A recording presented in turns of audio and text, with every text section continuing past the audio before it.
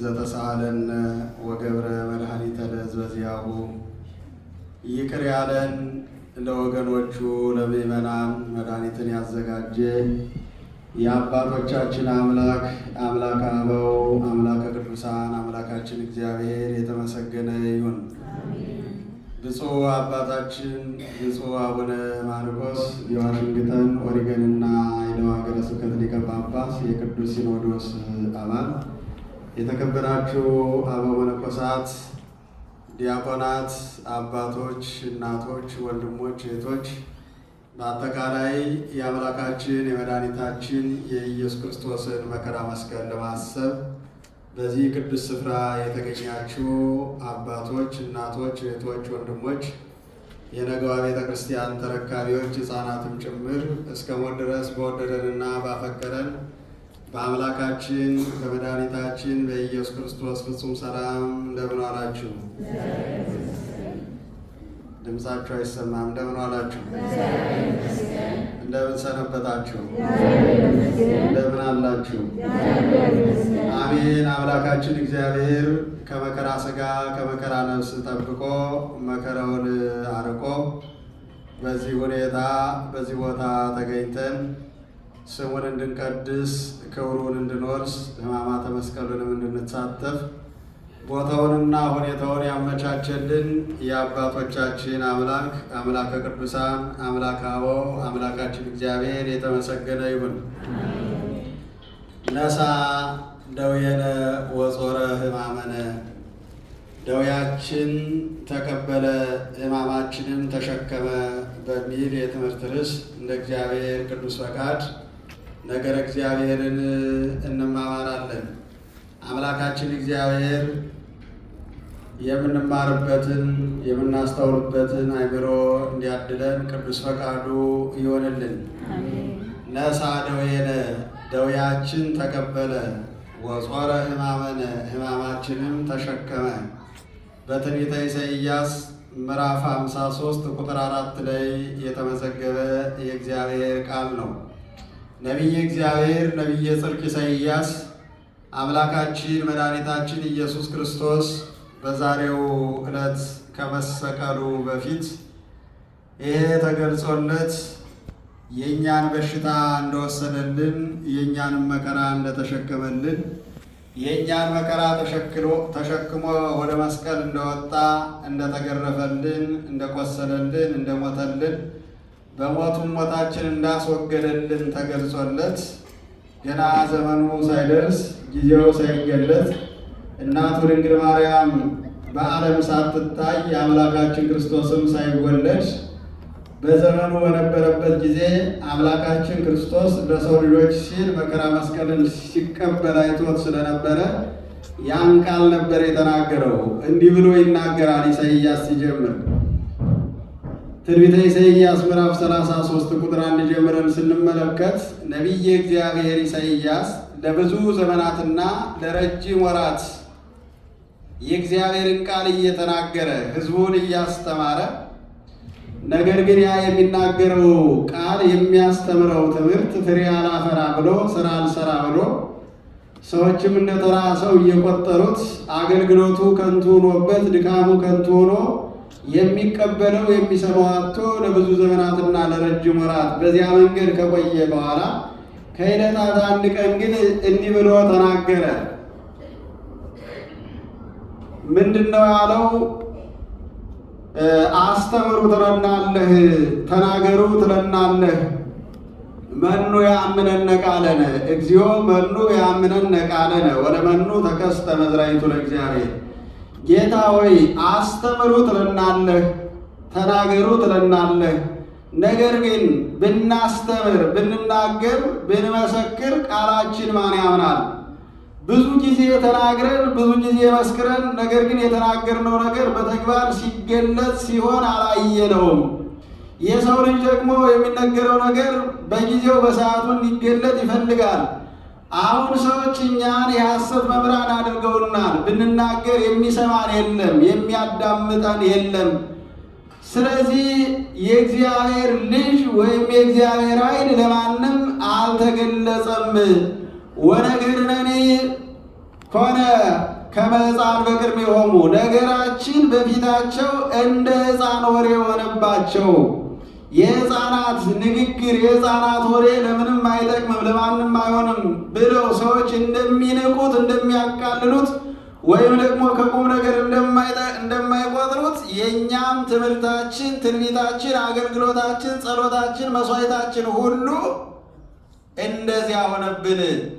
ወከመ ስሩ ጽምይት ዘውስተ ምድር ውሃ እንደሌላት ውሃን እንደተጠማች እንደደረቀች ዛፍም ሆነብን ብሎ ነቢየ እግዚአብሔር ኢሳይያስ በዘመኑ የገጠመውን ችግር የደረሰበትን ችግር መከራ ለአምላኩ ለፈጣሪው ለኢየሱስ ክርስቶስ ሲናገር ኢሳይያስ ተስፋ ቆርጦ እውነት መድኃኒት ሕይወት የሆነውን የእግዚአብሔርን ቃል ከማስተማር ወደኋላ እንዳይል የእግዚአብሔር ልጅ ጊዜውን ጠብቆ እንደሚሰቀል ሊያሳየው ፈልጎ ወዲያው በቀራንዮ መስቀል ተሸክሞ ደሙን እያዘራ ደም ግባቱ ጠፍቶ የተገረፈ ሆኖ የእኛን ደዌ ተሸክሞ እንደተሰቀለ ሆኖ ታየው። በዚህ ጊዜ ነበር እንዲህ አለ ኢሳይያስ። ይህን ከተናገረ በኋላ ይሄ ሲገለጽለት አልቦ ራእይ መልክ የለውም፣ ወአልቦ ላህይ ደም ግባት የለውም። መልኩ ተወስዷል፣ ደም ግባቱም ተወስዷል። ወረይናሁ ህሙመ ወቁሱለ እነሆ የታመመ የተገረፈ የቆሰለ ሆኖ አየነው። ነሳ ደዌነ ወጾረ ሕማመነ ደዌያችን ተቀበለ ሕማማችንም ተሸከመ አለ ኢሳይያስ። ይሴኒ ላህዩ ሙሉደ እጓለ እመሕያው ከሰው ልጆች ይልቅ መልኩ መልካም ነው የተባለለት አምላካችን መድኃኒታችን ኢየሱስ ክርስቶስ በጅራፍ በተገረፈ ጊዜ መልኩ ጠፍቶ ደሙ አልቆ አጥንቱ ብቻ ይታይ ስለነበረ በዚያ መንገድ ስለተገለጸለት አልቦ ራእይ መልክ የለውም፣ ወአልቦ ላህይ ደም ግባትም የለውም። እረይናሁ ሕሙመ ወቀሱፈ የታመመ የተገረፈ ሆኖ አየነው። ነሳ ደዌነ ወጾረ ሕማመነ ደዌያችን ተቀበለ ሕማማችንም ተሸከመ። ወበቁስለ ዚአሁ ኀይወነ ቁስለነ በሱ ቁስል እኛ ተፈወስን። ኩልነ ተገዲፈነ ከመ አባግዕ ሁላችንም ቃባ ወይም በሽታ እንደያዘው በግ ተጥለን ነበር።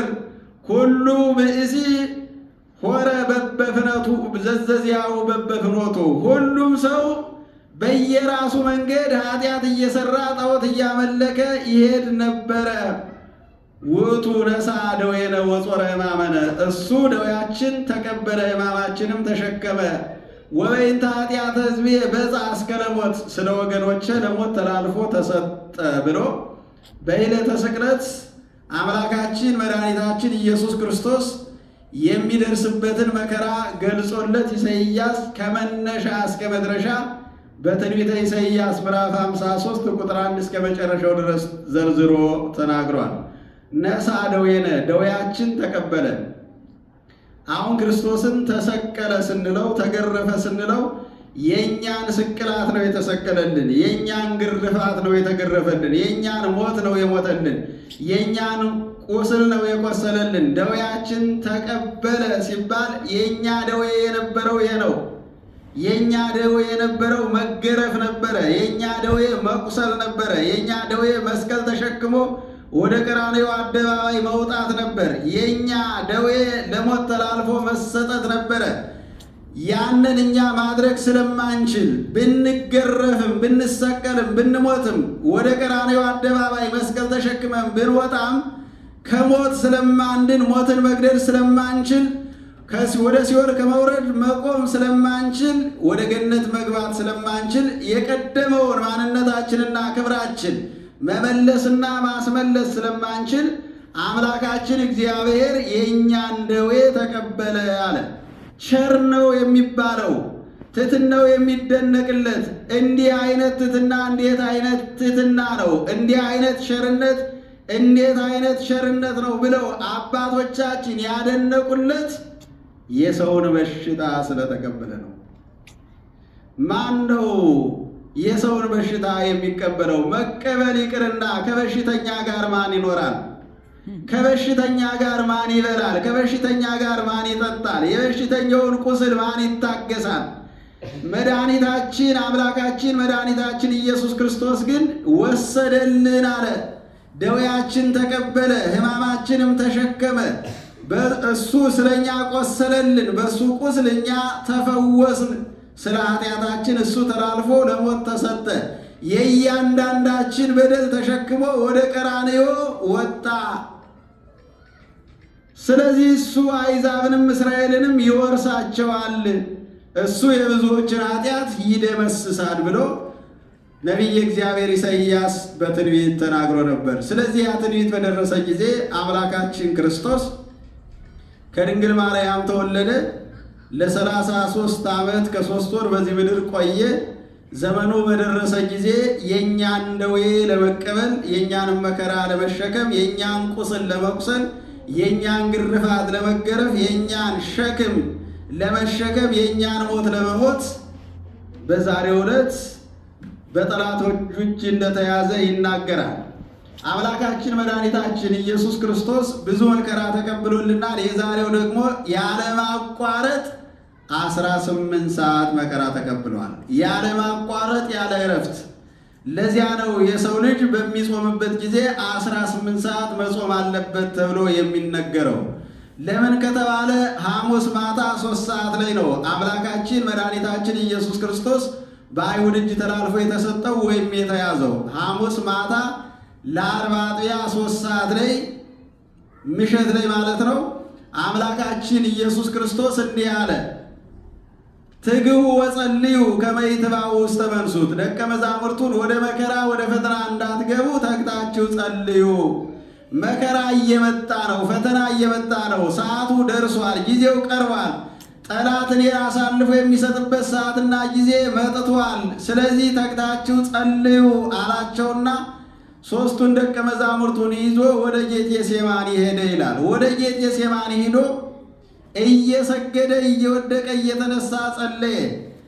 ወዙ እስከሚፈስ ድረስ ለዓለም ጸለየለት። በዚህ ዓለም ያለው መከራ እንዲወገድ፣ በዚህ ዓለም ያለው ስደት መከራ፣ የሰው ግርፋት እንዲወገድ ስለኛ ሲል ጸለየ። ተመልሶ ሲመጣ ደቀ መዛሙርቱ ተኝተው አገኛቸው።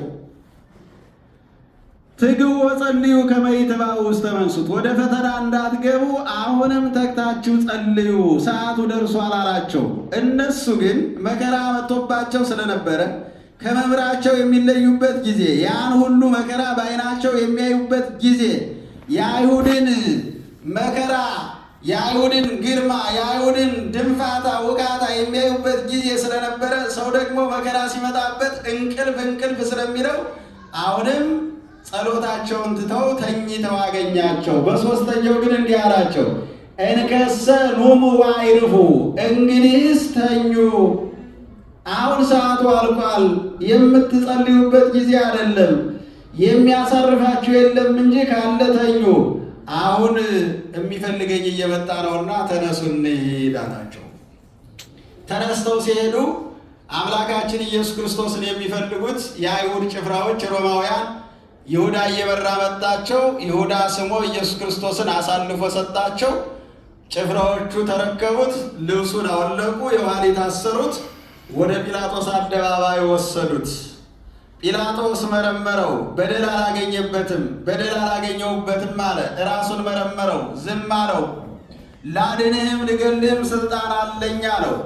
በአምላክነቱ ሲገባበት ኢየሱስ ክርስቶስ ከሰማይ ካልተሰጠ በቀር እኔን መግደል አትችልም፣ የእኔ መንግሥት ከዚህ ዓለም አይደለችም፣ እኔን አሳልፎ ለሰጠን ወዮለት፣ ባልተፈጠረ በተሻለው ነበር፣ በሱ ላይ ብዙ መከራ ይመጣበታል ብሎ ሲያስፈራረው፣ እንደገና ደግሞ ባለቤቱ ሚስቱ ይህን ጻድቅ ሰው በዚህ ጻድቅ ሰው ላይ ምንም እንዳታደርግ፣ ዛሬ ሌሊት በሕልሜ በሱ ምክንያት ብዙ መከራ ሳያድር ያለው፣ ስለዚህ ይህ ሰው እውነተኛ ነውና በሱ ላይ እጅህን እንዳታነሳ አለችው ይላል።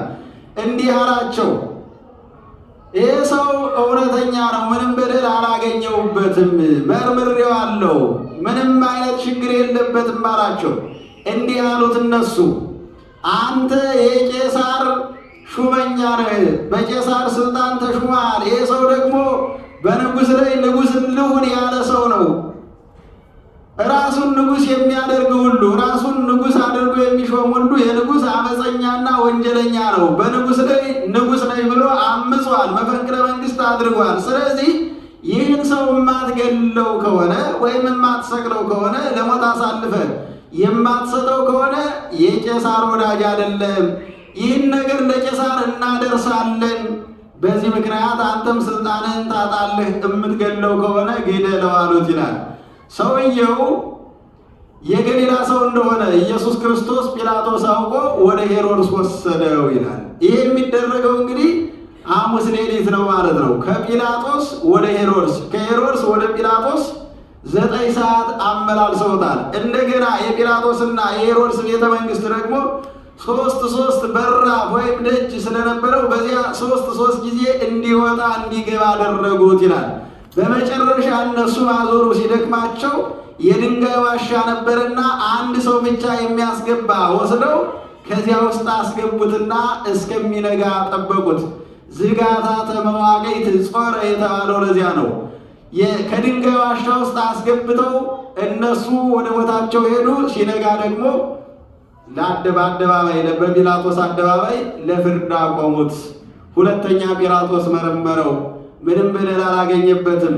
በ3 ሰዓትም እንዲሁ ለፍርድ ቆመ። በርባንን ልሰርላችሁ፣ ኢየሱስን ልፍታላችሁ። በልማዳችሁ መሰረት ኢየሱስ መታሰር የለበትም ወይም ደግሞ መገረፍ የለበትም አላቸው። የለም በርባንን ፍታልን፣ ኢየሱስን እሰርልን አሉ። በርባን ግን በአገሩ የታወቀ ወንበዴ ነበረ። ወንበዴው እንዲፈታ፣ በደል የሌለበት እንዲታሰር፣ ኃጥኡ እንዲፈታ፣ ጻድቁ እንዲታሰር፣ ሌባው እንዲፈታ፣ የዓለምን ኃጢአት ሊያስወግድ የመጣው ኢየሱስ ክርስቶስ እንዲታሰር ተፈረደበት። ከዚያ በኋላ መስቀሉን ተሸክሞ 3 ሰዓት ተፈረደበት። ከ3 ሰዓት እስከ 6 ሰዓት የቀራንዮውን አደባባይ እየወደቀ እየተነሳ እየቃተተ እርጥብ መስቀል ተሸክሞ 14 ምዕራፍ ተጓዘ ይላል። በነገራችን ላይ መስቀሉን አሸክመው ብቻ አልወሰዱትም። ከአንገቱ ላይ 4 ሰንሰለት አስገብተው በፊት በኋላ በቀኝ በግራ ያሉ ወታደሮች በፊት ያለው ሲለቀው መስቀሉን እንደተሸከመ ወደ ኋላ ይወርቃል። በኋላ ያለው ሲለቀው ደግሞ መስቀሉን እንደተሸከመ ወደ ፊት ይወርቃል። በቀኝ ያለው ሲለቀው ወደ ግራ ይወርቃል። በግራ ያለው ሲለቀው ወደ ቀኝ ይወርቃል። እንደገና ደግሞ እነዚህ የያዙት ሰዎች ለምን ትወርቅብናለህ እያሉ በጡጫ ይመቱታል። እንዲህ እያደረጉ ምራቃቸውን እየተፉ መስቀል አሸክመው ለ3 ሰዓት ከ3 ሰዓት እስከ 6 ሰዓት በቀራንዮ አደባባይ እንዲቃትት 14 ጊዜ እንዲወርቅ እንዲነሳ ካደረጉት በኋላ በ6 ሰዓት ልብሱን አውልቀው ቀይ ልብስ አልብሰው ዘበቱበት ይላል። የአይሁድ ንጉሳቸው ነኝ የምትል ክብር ይገባል ብለው ሰገዱለት፣ ዘበቱበት። ከዚያ በኋላ በመስቀል ቸንክረው እሱን በመካከል አድርገው 2 ወንበዴዎችን አምጥተው አንዱን በቀኝ አንዱን በግራ አድርገው ሰቀሉ። ያን ጊዜ ፀሐይ ጨለመ። ያን ጊዜ ጨረቃ ደም ሆነች። ከዋክብትም ብርሃናቸውን ከለከሉ። መቃብራት ተከፈቱ። አለቶች ተሰነጣጠቁ። ሙታን ተነሱ። በሰማይ 3 በምድር 4 ምልክት ታየ። ያን ጊዜ ምድር ተንቀጠቀጠች፣ ልለፍ አለች። ግን ያለ ጊዜዋ ስለማታልፍ የእግዚአብሔር ቸርነት ጠበቃት። በዚህ ጊዜ ነበረ መልአኩ ሚካኤልና መልአኩ ገብርኤል አምላካቸው፣ ንጉሳቸው፣ ግርማቸው፣ ሞገሳቸው የሚያስፈራቸው ልዑሉ አምላካቸው ክርስቶስ በአላውያን እጅ ተይዞ ተሰቅሎ ደሙን ሲያፈስ አይተው ሚካኤል ገረመው። ገብርኤል ግን ተቆጣና ሰይፉን መዞ የቤተ መቅደሱን መጋረጃ መተው ከ2 ተተረተረ ይላል። ሚካኤል የገረመው ያ ኃይል ወዴት ሄደ? ያ ግርማ ወዴት ሄደ? ያ ክብር ወዴት ሄደ? የሰው ልጅ ምን ያክል ጨካኝ ነው! ለእነሱ ብሎ ቢወለድላቸው፣ በበረት ቢያድርላቸው፣ ሰው ቢሆንላቸው፣ የእነሱን መከራ ቢቀበልላቸው ይህን ያክል እንዴት ጨከኑበት! ያ በኪሩቤል አድሮ ሲሰለስ ሲቀደስ የሚኖር ባህሪው የማይመረመር ግርማ ያለው ኪሩቤልን የብርሃን ዘውድ የሚደፋላቸው እንዴት በዚህ ሁኔታ ተሰቀለ ብሎ ሚካኤል ተደነቀ።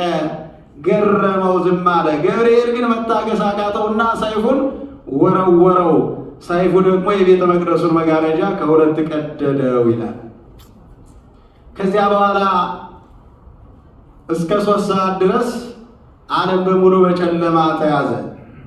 እንደዚያ የሆነ እንኳን የአይሁድ ልቡና ዓለም በጨለማ ሲያዝ፣ ፀሐይ ስትጨልም፣ ጨረቃ ደም ስትሆን፣ ከዋክብት ብርሃናቸውን ሲከለክሉ፣ ሙታን ሲነሱ፣ መቃብራት ሲከፈቱ፣ አለቶች ድንጋዮች ሁሉ ሲሰነጣጠቁ ሲፈተቱ፣ የተነሱት ሙታን እነ አብርሃም እነ ይስሐቅ እነ ያዕቆብ እነሆ የእስራኤል አምላክ የአብርሃም አምላክ የእኛ አምላክ አምላካችን ተሰቅሏል፣ የሰቀላችሁት አምላክ ነው፣ ልክ አይደላችሁም፣ ንስሐ ግቡ እያሉ ሲነግሯቸው ማመን አቃታቸው። በዚህ ጊዜ ከእሱ ጋር የተሰቀለው በግራ ያለው ኢየሱስ ክርስቶስን አንተ ራስህን ማዳን የማትችል እያለ ይሰድበው ነበር። በቀኝ ያለው ግን እንዲህ አለ፣ ኢትፈርሆኑ ለእግዚአብሔር አምላክከ፣ ፈጣሪ እግዚአብሔርን ለእኛ ብሎ ቢሰቀል አትፈረውምን? ለነሰ ዘበርቱ ረከበነ ወበከመ ምግባሬነ ተፈደይነ፣ እኛስ የሚገባው ነገር ደርሶብናል፣ መሰቀላችን ልክ ነበር፣ ደም አፍሰናል፣ ቋንጃ ቆርጠናል፣ አገር አጥፍተናል፣ የሰው ገንዘብ ዘርፈናል። እሱ ግን ለእኛ ብሎ ተሰቀለ። ለእኛ ብሎ ቢሰቀል ለምን አታከብረውም አለ ይላል። ፀሐይ ስትጨልም አይቶ እንዲህ ብሎ ተናገረ፣ በትክክልም የአብርሃም አምላክ ተሰቅሏል። ስለዚህ ጌታ ሆይ ተዘከረኒ በውስተ መንግሥትከ አመ ዳግም ምጽአትከ፣ በምትመጣበት ጊዜ ዳግመኛ ስትመጣ በመንግሥትህ አስበኝ ብሎ ፈያታዊ ዘየማን ይህን ጸሎት ሲያቀርብ እንዲህ አለው ኢየሱስ ክርስቶስ፣ ጥጦስ ሆይ በግብፅ በረሃ የነገርኩ አሁን ተፈጸመ፣ ሁሉ ነገር አልቋል። ዮም ትሄሉ ምስሌ ውስተ ገነት፣ ዛሬ በገነት ከኔ ጋር ትኖራለህ። እነሆ ወደ ገነት የሚያስገባው ደመ ማኅተም ለአንተም አንተን ለመሰሉ ሁሉ ተሰጥቷል፣ ተከፍቷል። ከዛሬ ጀምሮ ገነት ይከፈታል፣ ሲኦል ይዘጋል፣ ጠላት ይባረራል። በገነት የቆሙ ኪሩቤል ሱራፌል ሁሉ ዘበኛ መሆናቸውን ትተው እኔን ቅዱስ ቅዱስ እያሉ ያመሰግናሉ። ስለዚህ ይህን ያዝና ወደ ገነት ግባ አሉት። ፈያታዊ ዘየማን ያን ይዞ እየተደሰተ አዳምን ቀድሞት ወደ ገነት ገባ። የገነት ጠባቂዎች አዳምን ያስፈራሩ የነበሩት ሱራፌል ኪሩቤል የብርሃን ሰይፍ የነበራቸው አዳምን አላስገባ ብለው የነበሩ የገነት ዘበኞች ያንን የክርስቶስን ደም ሲያዩ ፈሩ፣ ሸሹ ይላል። ወንበዴውን አንተ ማነህ? አዳም ነህ? አብርሃም ነህ? ይስሐቅ ነህ? ያዕቆብ ነህ? እያሉ ጠየቁት። እሱ እነሱን አይደለሁም፣ በኃጢአት የምኖር ወንበዴ ነኝ አለ። ታዲያ እንደዚህ ከሆነ ለእንዲህ አይነት ክብር ወደ ገነት ለመግባት እኛን ለማስፈራት ለእንዲህ አይነት ጸጋና ግርማ ምን አበቃ? ምን አደረሰ አሉት። አልሰማችሁም? የዓለም መድኃኒት ኢየሱስ ክርስቶስ በዓለም ላይ ተሰቅሎ ዓለሙን ከሞት አድኖታል አላቸው። ከዚያ በኋላ ወደ ገነት ገባ ይላል። በ9 ሰዓት አምላካችን እግዚአብሔር ነፍሱን ከሥጋው በፈቃዱ ለያት። በፈቃዱ እንደሚለያት ተናግሮ ነበር በዮሐንስ ወንጌል።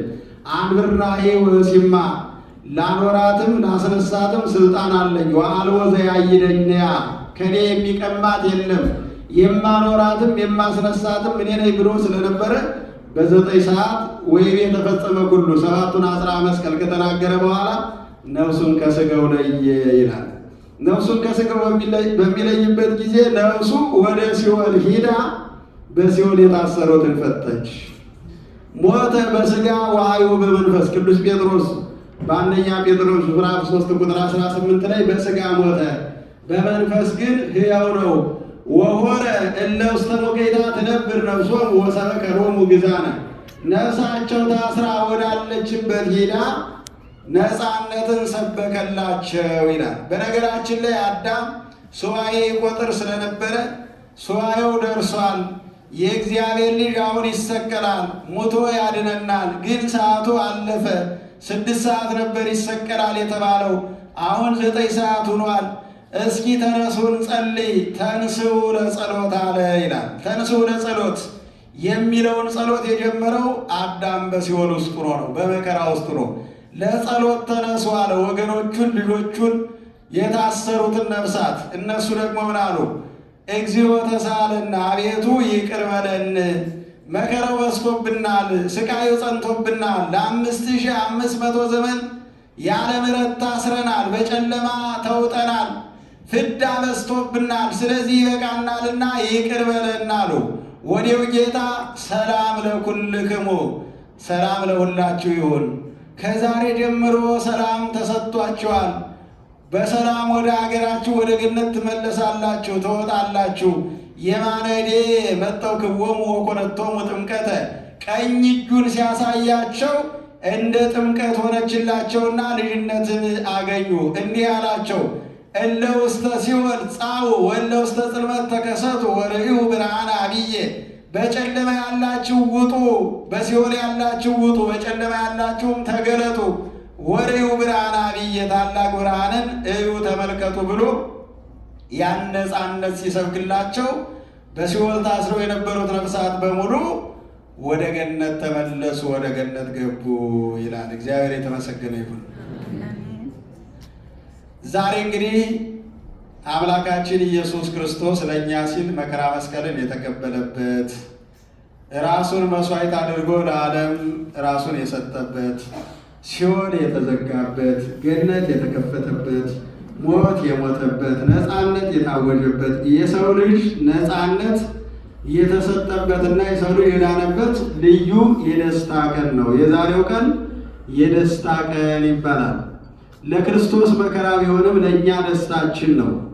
ለክርስቶስም ደስታው የተፈጸመበት፣ ሐሳቡ የተከናወነበት፣ ለ33 ዓመት ከ3 ወር የደከመበት፣ ስራው የተከናወነበት፣ ዓላማውን አከናውኖ አሳክቶ ጠላትን አሳፍሮ ወገኖቹን ከታሰሩበት አውጥቶ ለአባቱ ያስረከበበትና ስራውን ያከናወነበት የሥራ መጨረሻና የሥራ መደምደሚያ ቀን ነው።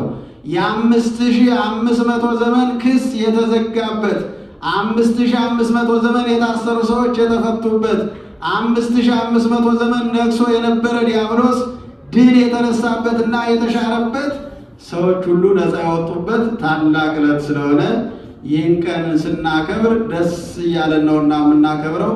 አምላካችን እግዚአብሔር ለእኛ ብሎ ያደረገው መከራ ይህን ስለሚመስል ይህን እያሰብን የቆረሰውን ሥጋውን እየበላን ደሙን እየጠጣን በሕይወት እንድንኖር አምላካችን እግዚአብሔር ይርዳን፣ ያግዘን። ወስብሐት ለእግዚአብሔር።